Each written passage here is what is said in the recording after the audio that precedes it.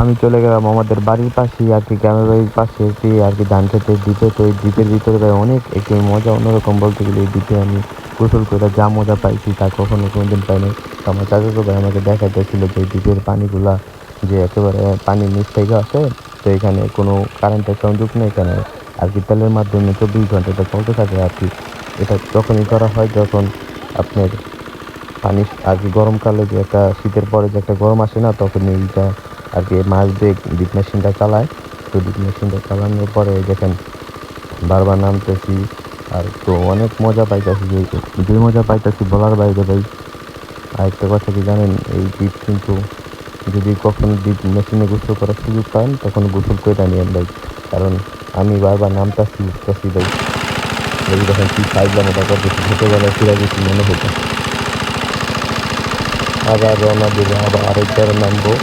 এটা হচ্ছে ফার্স্টে আবার নামবো, নেমে দ্বিতীয় গোসল করবো।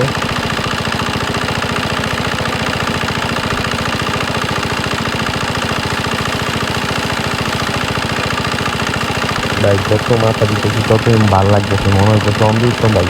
মনে হইতেছে এখান থেকে আর কখনো না উঠি ভাই। আর আশেপাশের প্রকৃতি পরিবেশটা খুবই সুন্দর বলতে গেলে। আশেপাশে অনেক প্রকৃতিক পরিবেশ আর কি, ধান ক্ষেত, তার মাঝখানে কি দ্বীপ মেশিন, অন্যতম একটি মজা বলতে গেলে একটা।